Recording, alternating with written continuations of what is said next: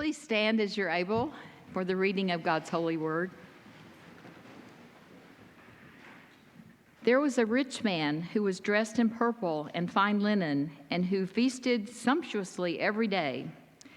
And at his gate lay a poor man named Lazarus, covered with sores, who longed to satisfy his hunger with what fell from the rich man's table. Even the dogs would come and lick his sores. The poor man died and was carried away by the angels to be with Abraham. The rich man also died and was buried. In Hades, where he was being tormented, he looked up and saw Abraham far away with Lazarus by his side. He called out, "Father Abraham, have mercy on me, and send Lazarus to dip the tip of his finger in water and cool my tongue, for I am in agony in these flames." But Abraham said, "Child, remember that during your lifetime you received your good things, and Lazarus in like manner evil things. And now he is comforted here, and you are in agony. Besides all this, between you and us a great chasm has been fixed, so that those who might want to pass from here to you cannot do so, and no one can cross from there to us." He said, "Then, Father, I beg you to send him to my father's house, for I have 5 brothers, that he may warn them, so that they will not also come into this place of torment." Abraham replied, "They have Moses and the prophets. They should listen to them." He said, "No, Father Abraham, but if someone goes to them from the dead, they will repent." He said to him, "If they do not listen to Moses and the prophets, neither will they be convinced, even if someone rises from the dead." The word of God for the people of God. Thanks be to God. The thing about parables, and I believe I've said this to you before, is that there's a twist in them. Our problem with parables is that we have heard them and heard them and heard them so many times that we don't recognize the twist. They've become smooth, kind of like river stones. All the rough edges have been worn away. And it's like, well, yeah, that's the way it's supposed to be, because that's the way the story's always been. And I want to try and take you back to the first time Jesus may have shared this story with the people, how they may have perceived it a little bit. In this parable, there is a rich man who richly dines on rich food while wearing rich clothes in his rich mansion. He is rich. And the people would hear this and they'd say, well, this man must be beloved of God. He must be a righteous man, because look how God has blessed him.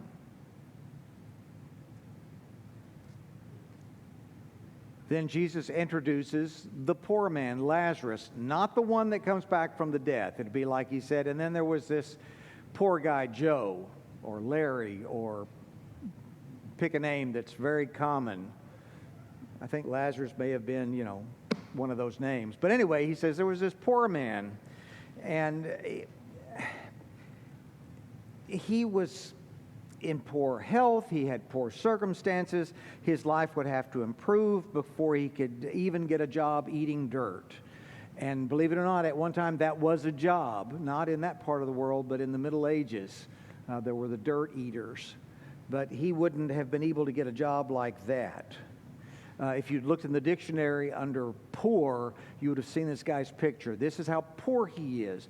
And so the people would have heard this description of this poor, diseased man, this beggar, this living doormat, and they would have said, well, he must be a really bad sinner. He must have really done something horrible in order for God to be making him suffer like that. This is the way the world worked. This was the way they understood it. They've got that all in their head. And then the twist comes, and the twist is, and then these 2 men die.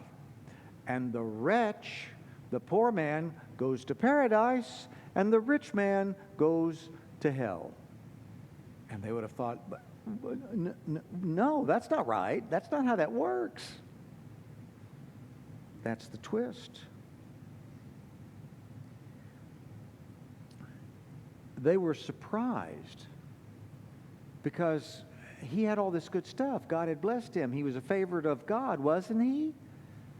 That's the way it's supposed to work. And he wasn't a bad man. What did he do that was so bad? Why is he suffering like this? The problem was not so much what he had done as what he had not done. He had allowed Lazarus, old open sore dog's chew toy Lazarus, to lay at the back gate and beg for scraps. The sin of the rich man was not so much that he had been mean to Lazarus or that had added to his suffering in any way. Some people would say, well, he was allowing, these scraps of charity to come to this poor man. His failure was that here's Lazarus in misery, in pain, in agony, starving, need. It's a bundle of hurt all in one package right there at his doorstep. And the rich man's only concession to this human suffering was to maybe raise his foot a little higher so that he didn't step on him and mess up his shoes. This is not the way we're supposed to treat one another. Are you familiar with the general rules of the United Methodist Church? This does all tie together, I promise. Whenever we are ordaining new ministers, and I guess they learn this in bishop school, the bishop will ask, are you familiar with the general rules of our church, and will you support them? And the new ministers-to-be all say, yes, we will. With God's help, we will. Yes, Bishop. And then the bishop smiles evilly and says, what are they? And you get this deer in the headlight look from these people. I remember standing in that line. And the general rules are, first of all, do no harm. It's the prime directives from Star Trek, I know, but we had it first. Do no harm. This is what the man could have claimed. He said, I wasn't causing that guy any grief. I wasn't harming him any. I didn't chase him off. I didn't throw rocks at him. I didn't call him names. I didn't even know his name. So he was in compliance with do no harm, but it doesn't stop there. It's not enough to just do no harm. The second rule is do all the good you can. This is where the guy fell apart. This is where the rich man, he just blew it. We need to do all the good we can. Now, the third general rule is stay in love with God. Observe the ordinances of God. There's different ways to say it,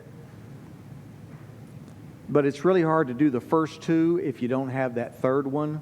If you don't have that connection with God, how are you going to do the good? How are you going to stop from doing the harm and continue and continue and continue? Those are our three general rules. Do no harm, do all the good you can, stay in love with God. As followers of Christ, it is our responsibility, our opportunity, our privilege to make the world a better place by doing what we can to address the needs and suffering of others. The problem with that is that when we really get good at that, or there's a lot of suffering that we need to address, and there have been times where we hear about a big fire and, oh my goodness, we've got to help those people. And then like a week later, there's a big flood. Oh, we've got to help those people. And then a week later, there's an earthquake. We've got to help those people. And then the week later, there's another fire, and we get tired. It's like, my heavens, can't these people take care of themselves? Or somebody doesn't say thank you. Well, I guess they don't appreciate what we're doing for them. Or somebody comes along and they take advantage of us. You know, you're helping people who have lost their homes because of a fire, and you've raised a lot of money, and you're trying to help get people into shelter, maybe get them in a a mobile home till they get a house rebuilt or something like that. And then you get some guy that comes in and, he tells a story about how he lost everything in the fire and everything was all burned up and lost his home that he'd lived in for years and years. And you're trying to help him and you get him a mobile home, and then you find out he didn't even live in this community. He was just passing through and heard about it. He's stealing this money from us. When we get any one of those responses, it's so easy for us to fall back on a sort of defensive posture and justify it by saying, we're not hurting anybody, we've helped enough, we don't have to do any more. Don't these people understand? We've got lives of our own. We've helped enough. Now, there are some people who will never understand what we're talking about. They just will never get it. And this has become very obvious if you've not watched The Chosen. It's like, give it a rest, Pastor. We'll watch it if we want to. Yes, but there are people that are standing looking into Jesus' eyes. And this is a dramatic representation, but you know this happened. There were people who heard Jesus' words with their ears. They looked at him with their eyes, and they said, I'm not going to follow you. I don't think you know what you're talking about. You're blaspheming. You're stupid. You're evil. They denied Jesus. They didn't want to follow him. That happened to Jesus. Why do we get so bent out of shape when it happens to us? We cannot use that as an excuse to be so discouraged that we don't even try. Well, I invited 5 people to church and none of them ever went. Okay, well, invite 5 more. Invite 1 more.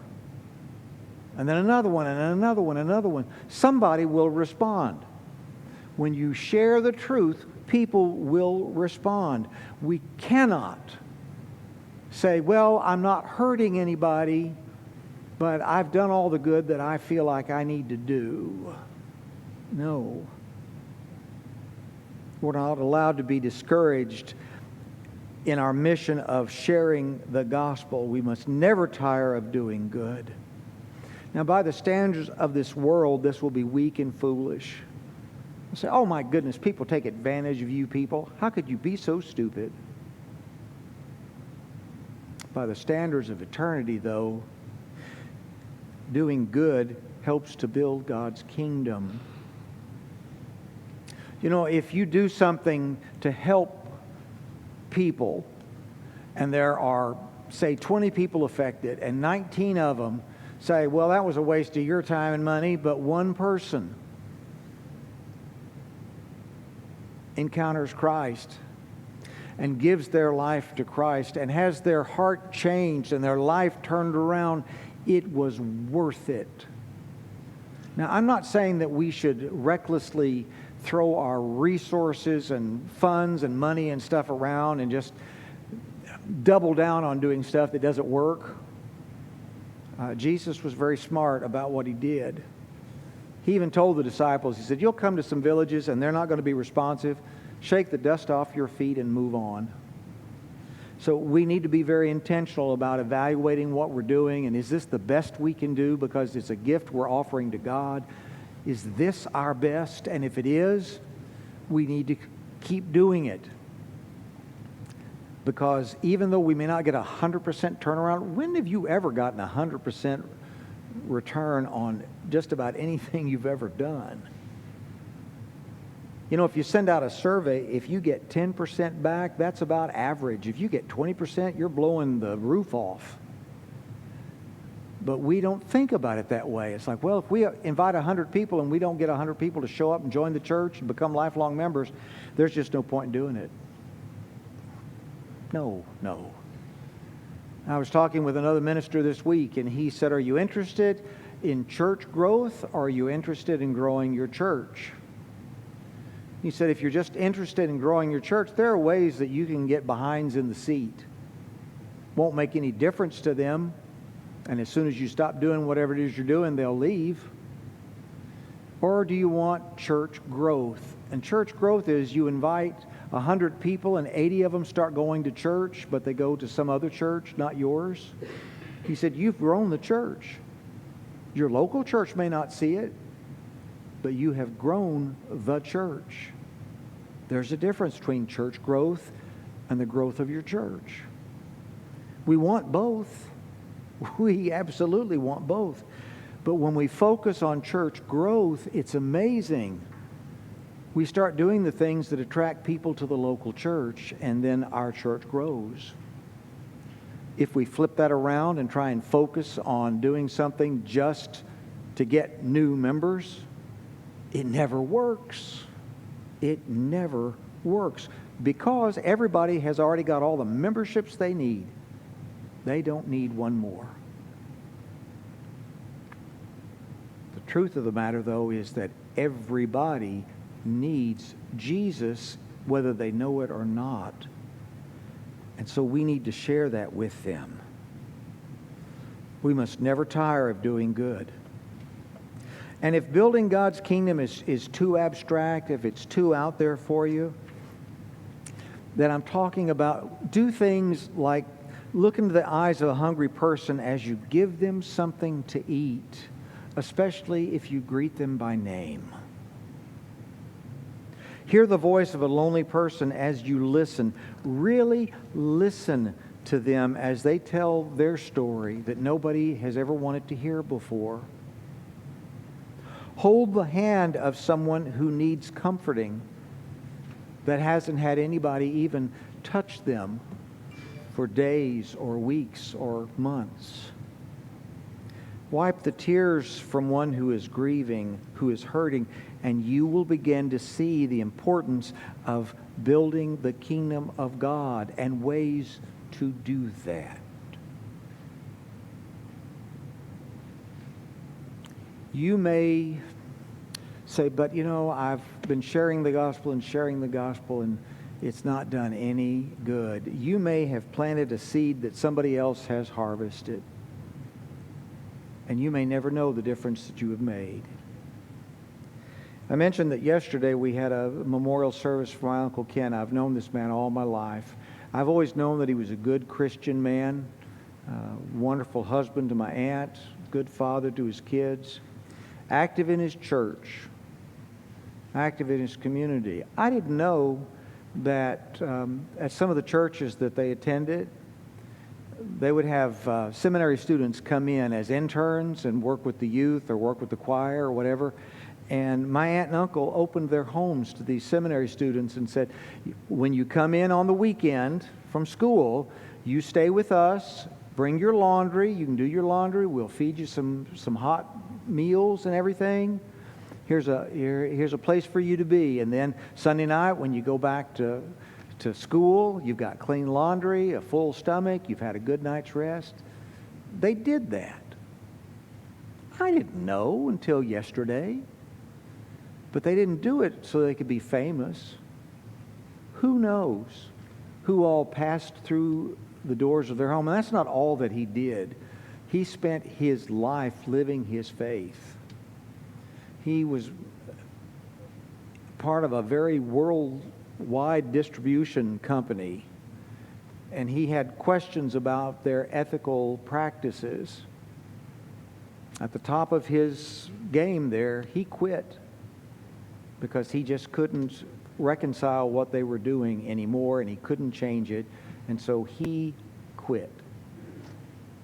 Still has a wife and 3 kids that he's got to support, so he branches off and starts his own company. He didn't just quit and go home and say, well, it's all over. But his faith meant that much to him. That kind of influence on the people around him, we'll never know what a difference it made. But you don't have that kind of influence if all you do is no harm. You have to do all the good you can.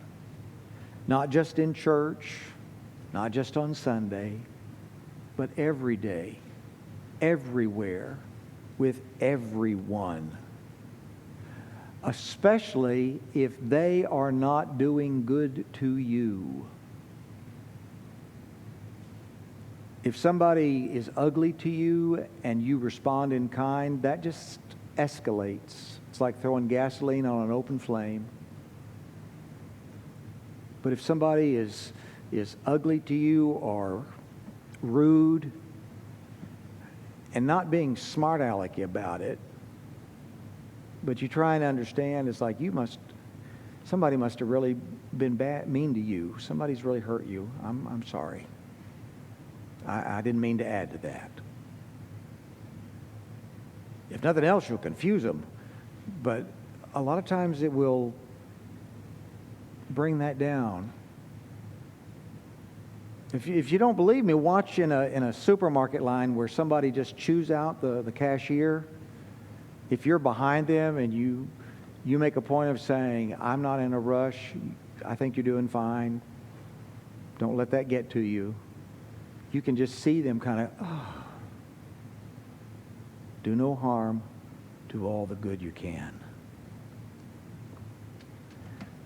And while there may be nothing that you or I can do that will solve all of the problems of the world, every one of us can do something to make a difference in somebody's life.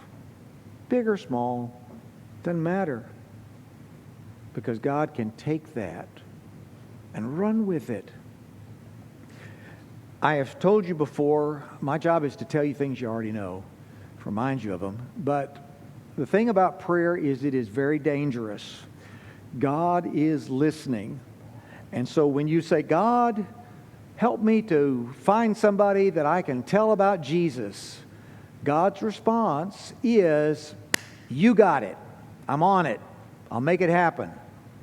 So when you pray, God, help me to do good things, God will start putting opportunities in your path. We just have to open our eyes, see them, and step forward. Grab the hold of those opportunities. God, help me to be more generous with the people around you. Oh, goodness. Boom, you'll get it. God will help us. But we have to give God permission. Isn't that amazing? We have to give God permission, but once we do, what is it? Nellie bar the door. God He'll take it and go run with it. So we can do these things, but we have to stay in love with God. We have to stay connected. What is God calling you to do today? May all we do be in service to the Lord.